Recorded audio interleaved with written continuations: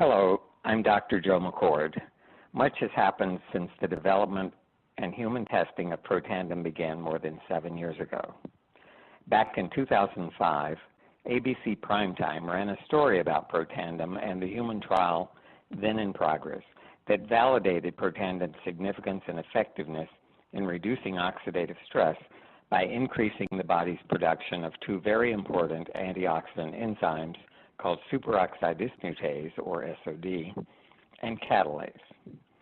We were very fortunate to have been noticed by the national media at that early stage in our development, but an enormous increase in the scientific understanding of Protandim has occurred since then. There have been 8 peer-reviewed studies published in mainstream medical journals, 6 of which were funded completely independently of LifeVantage by agencies such as the American Heart Association and the National Institutes of Health.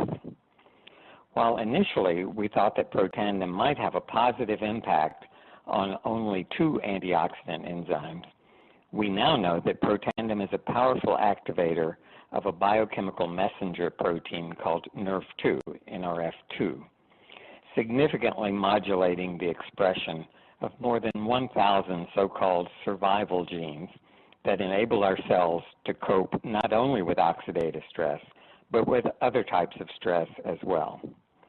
In order to bring you up to date on what is arguably the most important supplement of our time, I'd like to share a few highlights by reviewing some of the major advances that have taken place in the science, including the peer-reviewed studies from a number of well-known universities. Let me point out to you, too, how dramatically things have changed. Protandim was developed primarily to affect 3 gene products: superoxide dismutase, or SOD, catalase, and glutathione peroxidase. And the literature, as of 5 years ago, led us to believe that this could happen, this would happen with Protandim. And indeed, it did affect those 3 genes.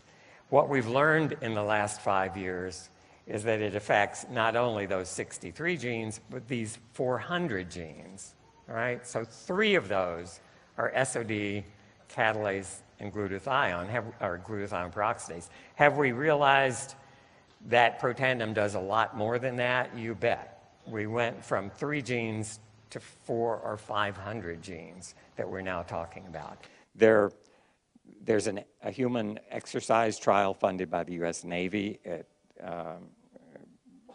underway, and the armed forces, of course, are very interested in performance of soldiers under battle conditions and recovery times, and how much damage is done if you have to just exert yourself over the top for, let's say, 15 minutes of intense exercise.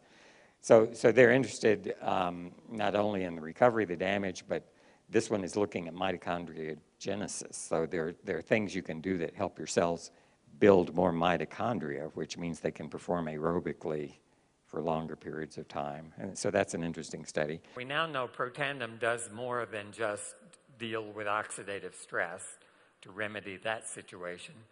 It involves not just superoxide dismutase and catalase, the first 2 enzymes we focused on, but as I told you at Elite Academy last October, we now know that Protandim modulates more than 600 genes. In fact, at higher doses, not used in humans, as many as 4,000 genes can be affected out of a total of 25,000 genes that we have. This is not a minor little tweak. This is a major readjustment of everything that makes you who you are and what you are.